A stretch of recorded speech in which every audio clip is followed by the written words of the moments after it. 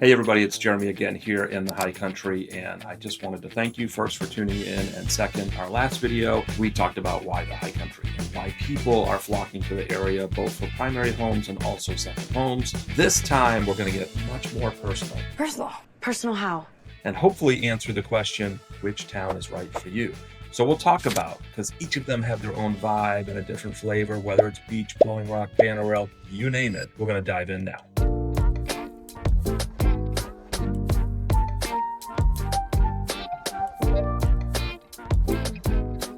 All right, so before we dive into each of the individual towns, what I wanted to talk about, and I wrote down some of the more common and popular criteria by which our customers evaluate. So the first thing that they look at is lifestyle and vibe. What does it offer? What kind of amenities and services are offered within the town? Access, and travel. How do I get there? And how long will it take me? Recreation and nature. What is there to do? Do you want to be fly fishing? Do you want to go hiking? Do you want to be tubing? You name it. Each town offers a little something different. Then we look at market trends and property types. The last category oftentimes might include if they want an investment property. Do they intend to rent it? Because as I shared in the last video, there's restrictions in many of these towns, as it relates to leasing or renting, and then especially as it relates to short-term rental. All right, so we're going to start out with Boone. It is arguably the largest town in the high country. First of all, let's talk about vibe. There's something for everyone. It's a little more lively. It is year-round as opposed to some of the other towns, which seem to be definitely more seasonal. And the reason being, of course, you have App State, which is the local, college university in town. It brings a lot of different events, restaurants, shops, galleries. There's just a lot to do. There's a hospital in town, so if healthcare is of importance, that could be a good, consideration to be in or close to Boone. And then access. So when we talk about access, Boone is very centrally located. It comes off of a couple of main roads, and then it almost becomes the hub for Blowing Rock, getting to Banner Elk and some of the other neighboring towns around it. There's a lot of diversity as it relates to the real estate itself. So you've got condos, you've got townhomes, you've got single family homes. The median price in Boone as of this recording, almost November 2025, about $515,000 that's for single family. And then of course, market time right now, we're averaging about 75 days on market. And ideally, this is for someone that's looking for balance. They want to be able to balance nature and lifestyle and all the things that a, kind of a booming college town has to offer. It's been growing like crazy for years. Some of the locals and folks that have been here a long time, reminisce about how it's been. I got to tell you, I've been visiting it for almost 10 years now. Of course, it's growing. Almost every area I visit is growing. We live in Southwest Florida, primarily split time in the high country. You should see what's happening in Southwest Florida. So growth is occurring almost anywhere. I understand you might want your kind of, I grew up in New England. We like to be hermits. I want an acre of land, not see the neighbors.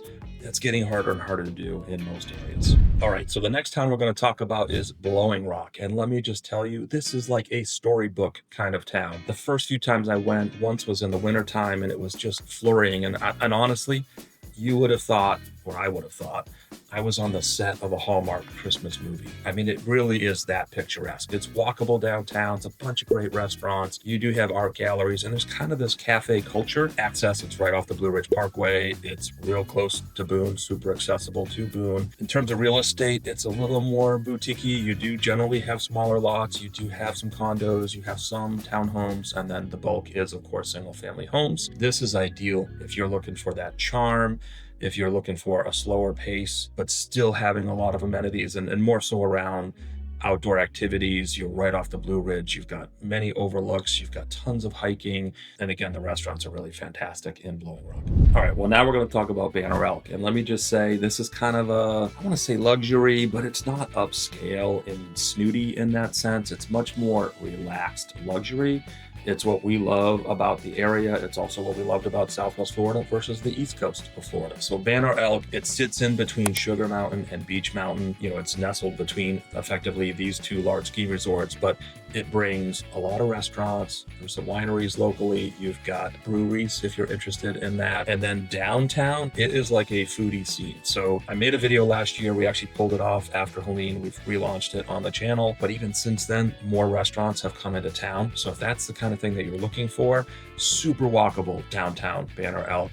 In terms of accessibility, You're about 30 to 35 minutes from Boone, realistically. A lot of the folks that I've worked with in Boone are like, gosh, why would you be out that far?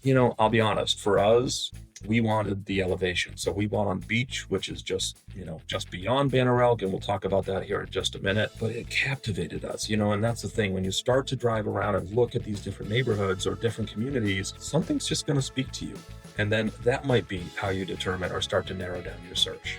And just to go a little bit further, I will say, unlike Boone, which is really year-round, Banner Elk does seem to be a little more seasonal. Again, it's, end of October. I just returned from up there and I was at the Woolly Worm Festival.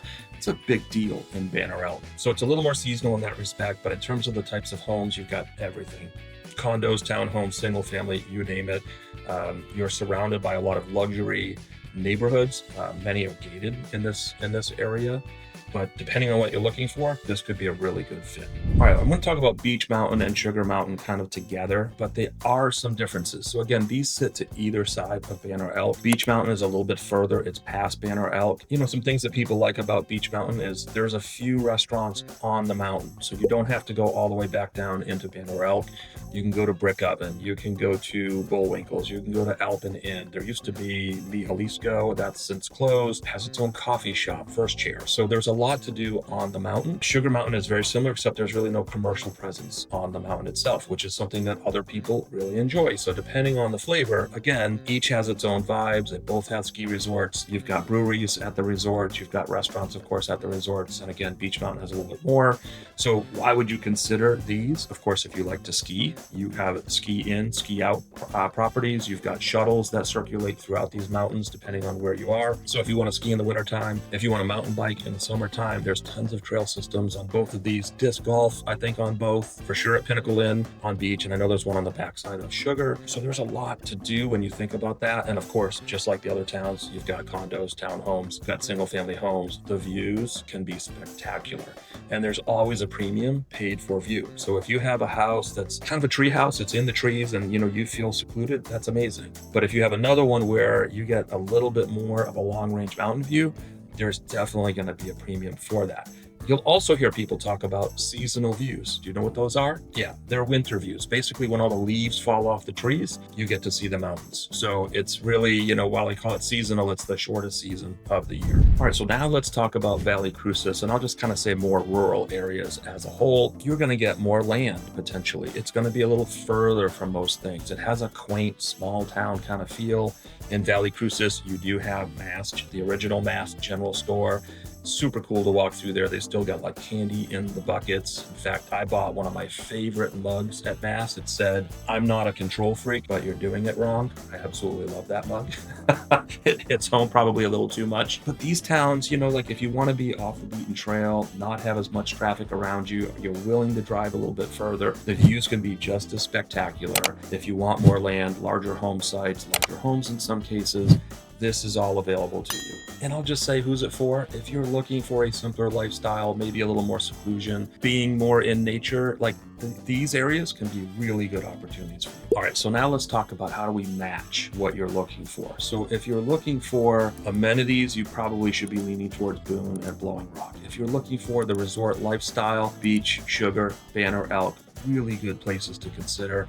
If you want, again, more of that seclusion, slowed pace, more of the off the beaten path, consider Valley Cruces and some of the more areas on the outskirts. All right, so some things to check, and again, I made some notes, I'm going to refer to it here, but as you're making some trips into the high country, as you're evaluating potentially which of these communities are right for you, check out things like drive times in the winter, road maintenance, the steepness of the driveway in many cases. You should look at cellular and internet connectivity. There's a lot of people that have Starlink in the mountains.